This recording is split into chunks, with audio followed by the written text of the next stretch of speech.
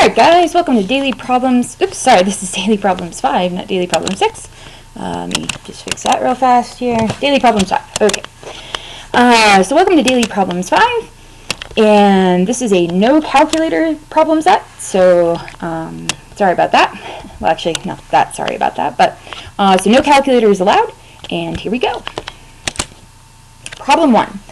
Let f be a function defined by f of x equals 3x to the fifth minus 5x cubed plus 2. On what intervals is f increasing? Okay, so if f is an increasing function, ooh, I seem to have lost my slate here. Hang on a sec. Okay, guys, sorry about that. Had to have some computer problems, naturally. Okay. So if f is an increasing function, that means that we know that our derivative is going to be positive, right? So the first thing we need to do is find that derivative, okay? So we're going to say f prime of x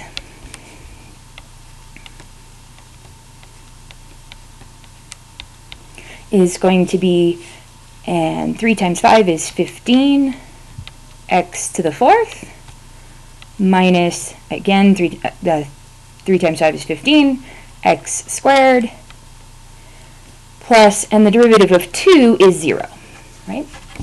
Okay, and so then our job is to figure out on what intervals is f increasing, so we want to know where is this going to be positive. So to decide where it's positive, the first thing we're going to do is set it equal to 0, right? And I'm going to factor this, and so we're going to say, well, I'm going to take out a 15, and I'm going to take out an x squared, and we're left with x squared minus 1, and I can factor that further and say 15x squared, and we'll have x minus 1, x plus 1, equals 0. So I have 3 options here. 15, never going to equal 0, but x squared, if x squared equaled 0, right, that would give me 0 as an option. X minus 1 equaling 0 would give me 1 as an option. And x plus 1 equaling 0 gives me negative 1 as an option, right? Okay, and so at this point, right, we plug in some numbers. So if I plug in like negative 200, this is always positive. Negative 200 minus 1 is negative. Negative 200 plus 1, still negative. Positive times negative would be positive. Okay?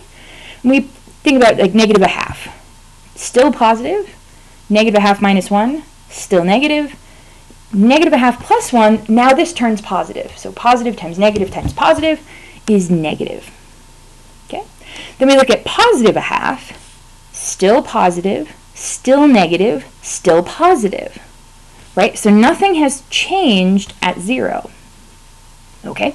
And then coming over here at, let's say, positive 200, still positive, this changes to positive, right? 200 minus 1 is positive, and then this is still positive, so we have positive over here.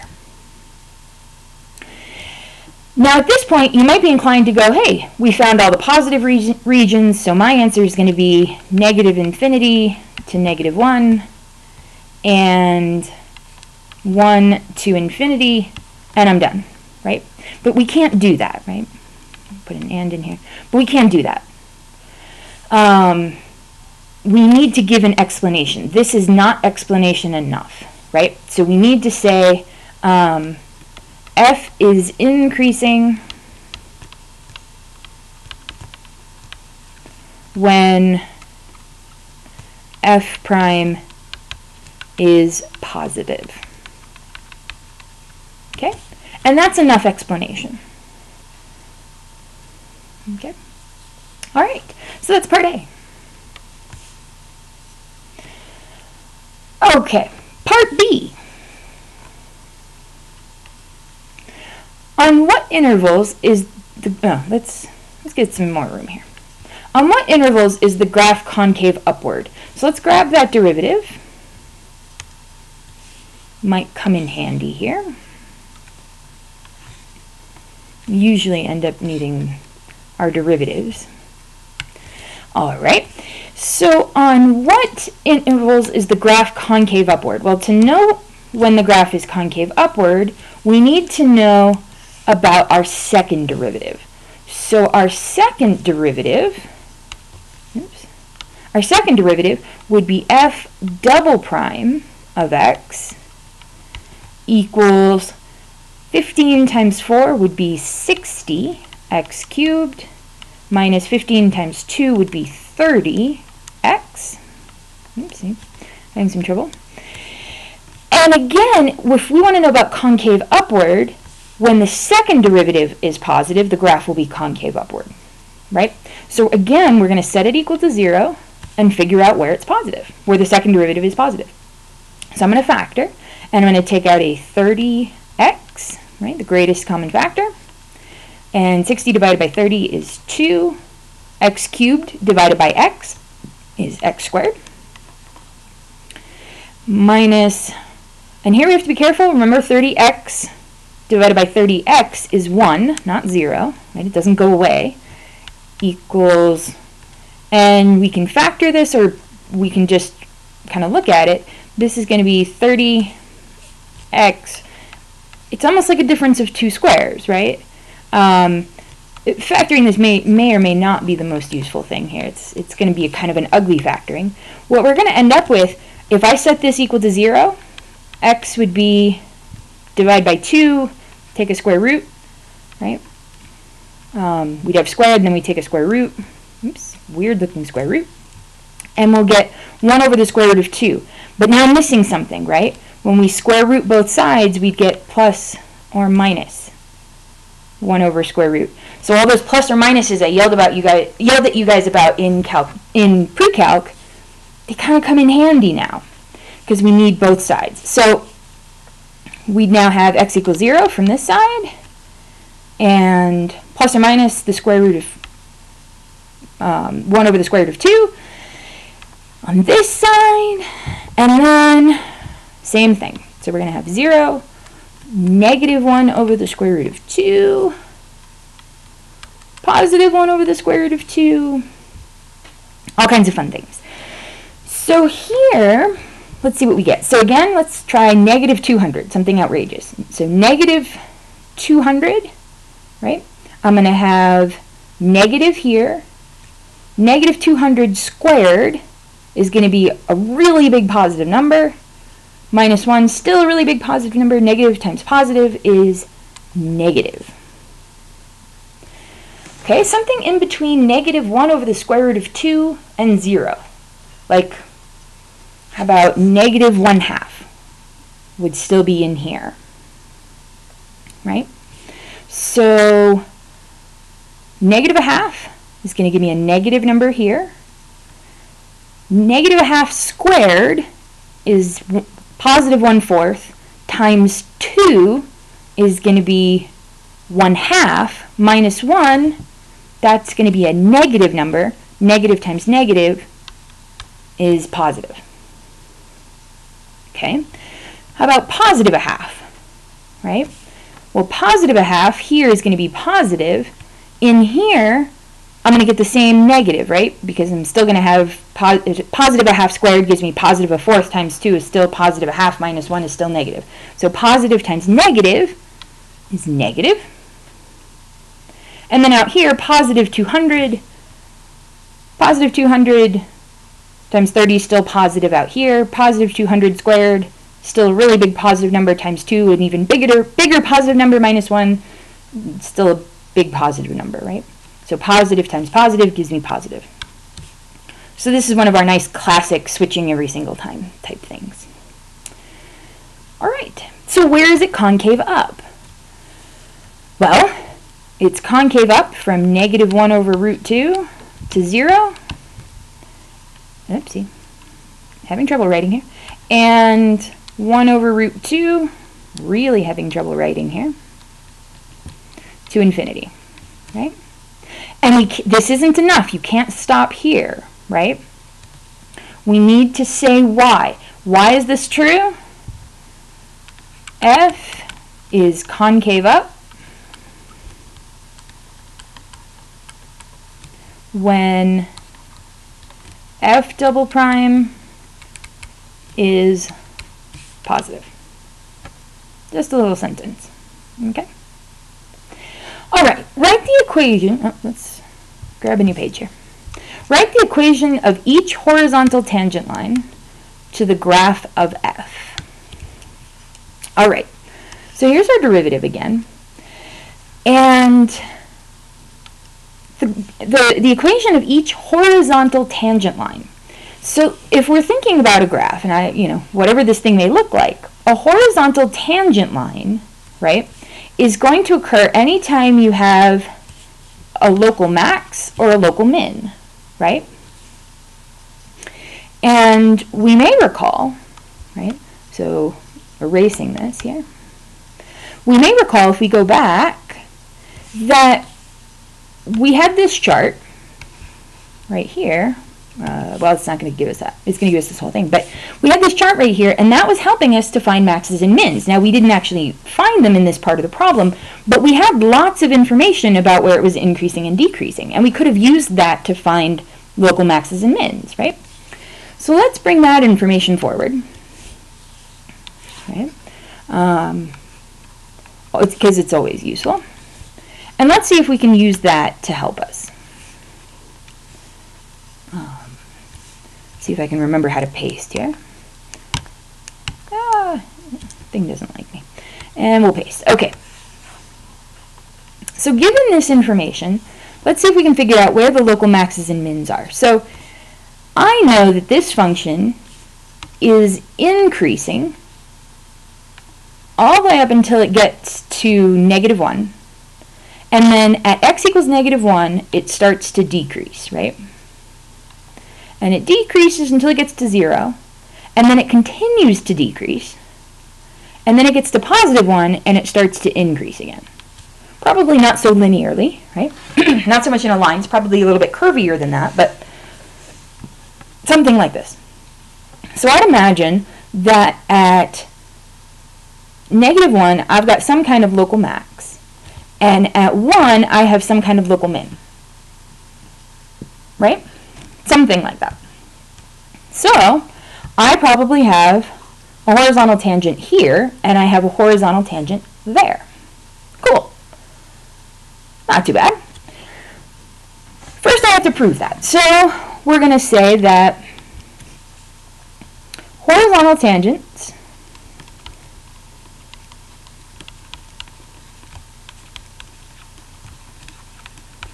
occur at local maxes and mins.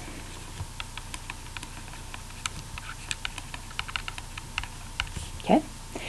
And there is a local max. Ooh, that's the worst L ever written. There's a local max at x equals -1 because f prime of x goes from, ooh, the slate really hates me today. Maybe I need to charge the battery. Goes from positive to negative. And there's a local min at x equals +1 because f prime of x goes from negative to positive, right? Okay, so now we have loads of information. All we need to do is write the equations of the horizontal tangent lines. Now, horizontal tangent lines are really easy to write because, by definition, if they're horizontal, I already know the slope. I don't have to do anything, right? Normally, we write tangent lines, right? We say y minus y0 equals mx minus x0. But if they're horizontal, the slope of the tangent line is 0 because that's what horizontal means. So if m is 0, I get 0 times x minus x0, and 0 times anything is 0, which makes your life way easier. So all you need to do is write a line that's y equals y0. all you need to do is find the y point, right? The y value for each of these points, and you're done. Nothing to it. So, when x equals -1, the equation of the line is going to be, well, y equals, I don't know, plug it into there. So, f of -1, I get 3 times -1 to the 5th. Well, -1 to the 5th is still -1 times 3 is -3. Minus 5 times -1 to the 3rd is +5. Plus 2 looks like -4. So your answer is -4. And at x equals 1, you're going to get y equals, well, f of 1. 1 to the 5th is 1 times 3 is 3 minus 5 plus 2 looks like 0. Y equals 0 is your other answer. Nothing to it. Okay. All right, number 2. Consider the curve defined by the equation y plus cosine y equals x plus 1 for 0 less than or equal to y less than or equal to 2 pi. Find dy dx in terms of y. All right. We know how to do this.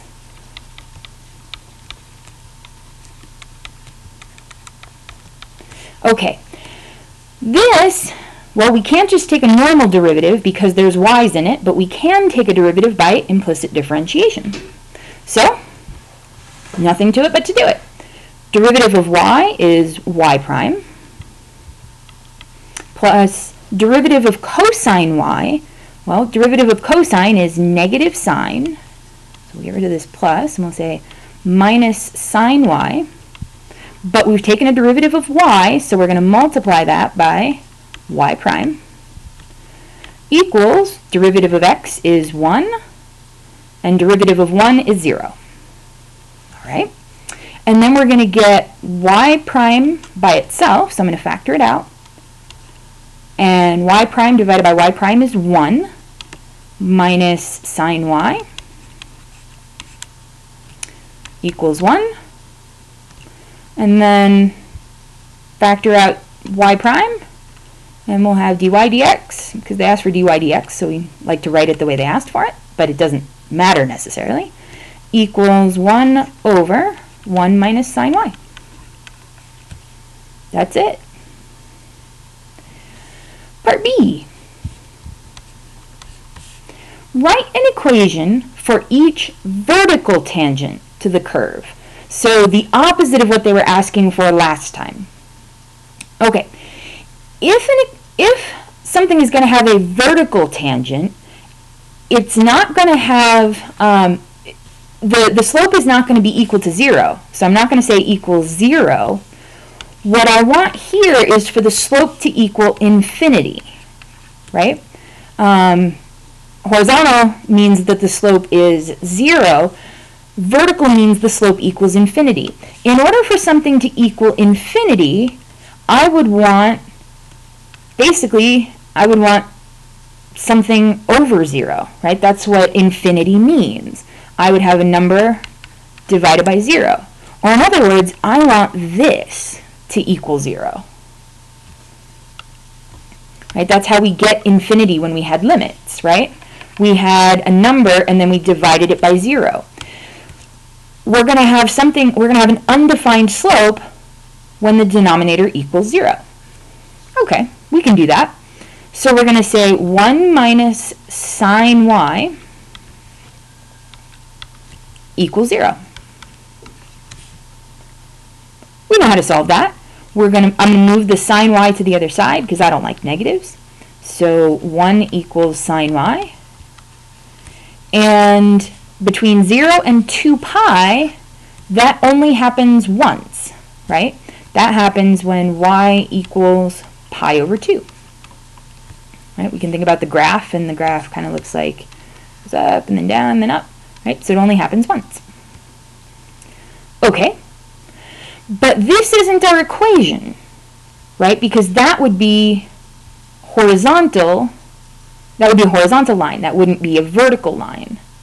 So where does this happen in terms of x as opposed to y? Well, we can figure that out. So we go back to our original equation. Pi over 2 plus cosine of pi over 2 equals x, which is what we want to know, plus 1, right? Because vertical lines are x equals, horizontal lines are y equals, right? So we're going to find out what x equals. Okay, pi over 2 is, well, pi over 2 plus cosine of pi over 2 is 0 equals x plus 1 minus 1 minus 1. And I don't have a calculator, so it's pi over 2 minus 1. Never try to simplify this. This is a free response. There's your line, right? This is a vertical line. It occurs at exactly the right place. You're good. Okay? I know it seems like, well, that's just a point, right? We're used to this just being one point, but remember that when you're talking about two-dimensional lines, or two-dimensional planes, that's an entire line occurring here. And I know that doesn't look like it's tangent, but that's because that's the wrong curve, so don't consider that graph. It would be tangent if you graphed that curve, which I don't know what that curve looks like. So, okay. Finally, and let me grab the derivative here before we move on. You would think I could just remember that derivative and that would be faster, so let's just do that. Okay, dy dx equals 1 over 1 minus sine y. Find the second derivative in terms of y. Okay, part C. Rather than using quotient rule, which is a little bit ugly, especially since this is just a constant, I'm going to rewrite this as 1 minus sine of y, all to the negative first power. Okay? And you can always do that. Less useful if you have a numerator with a whole ton of stuff in it. In this case, because the numerator is just 1, that's a very useful thing to do for us here. Okay? So we'll take the second derivative, and let's see what we get. So we've got a lot of chain rule to do. So we're going to bring this down. We keep the inside the same, and subtract 1, so we'll get negative 2.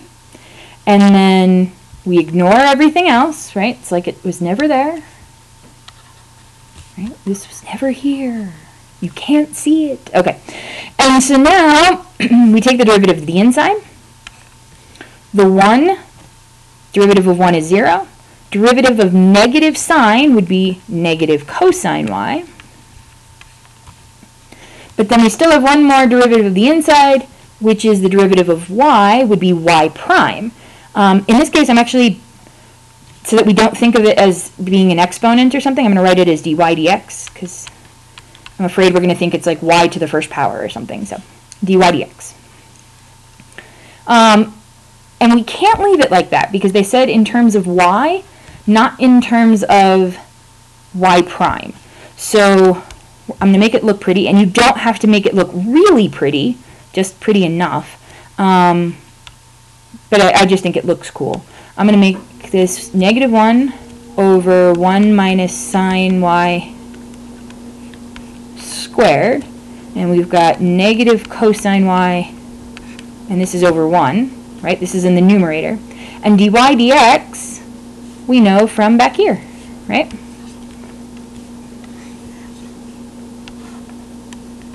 So we can plug it in here, and we'll have 1 over 1 minus sine y.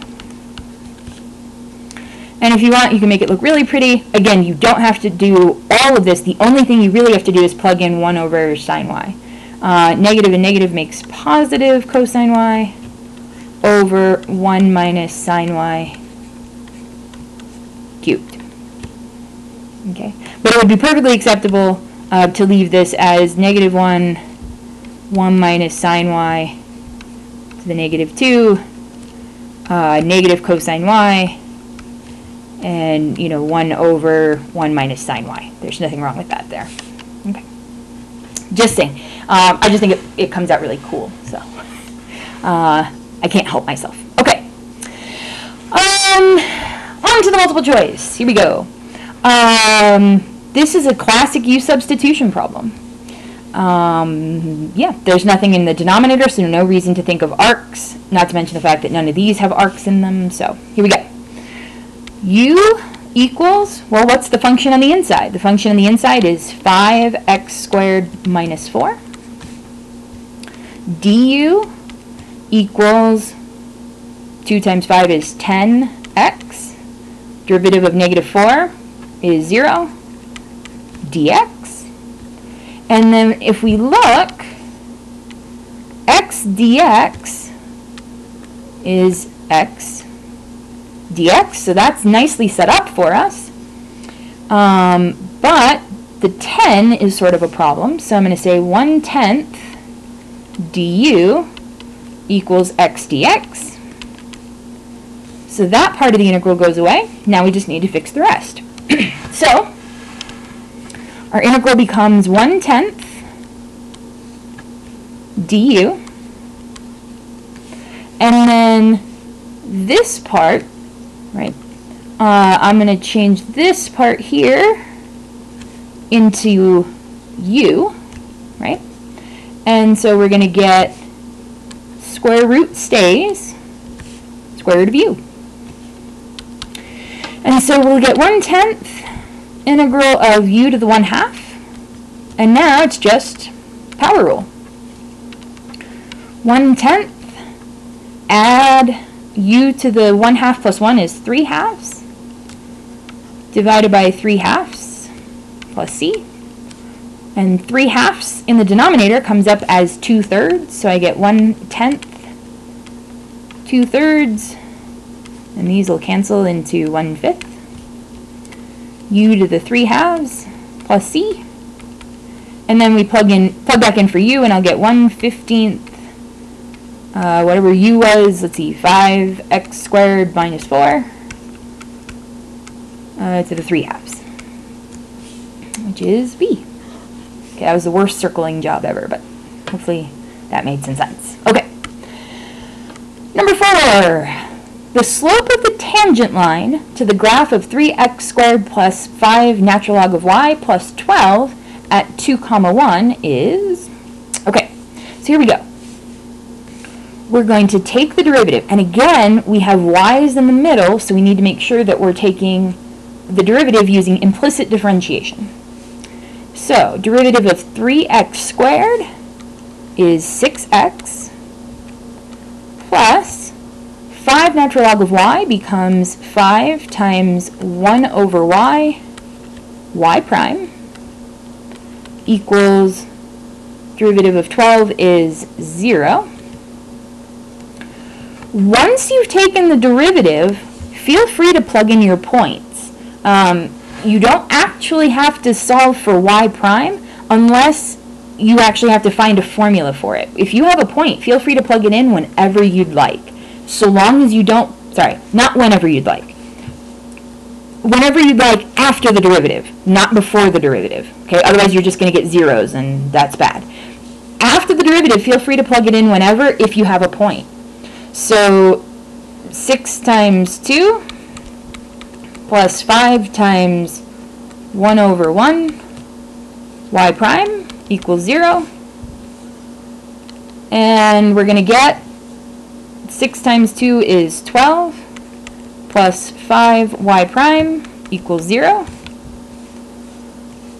Minus 12 becomes 5 y prime equals negative 12 divided by 5. Y prime equals negative 12/5. I just want to stress after you take the derivative, never before you take the derivative. Okay? But if you have a point, use your point. It'll make the, less algebra, more arithmetic. Of course, for some people, algebra is easier than arithmetic, but just saying. Okay? And finally, number 5.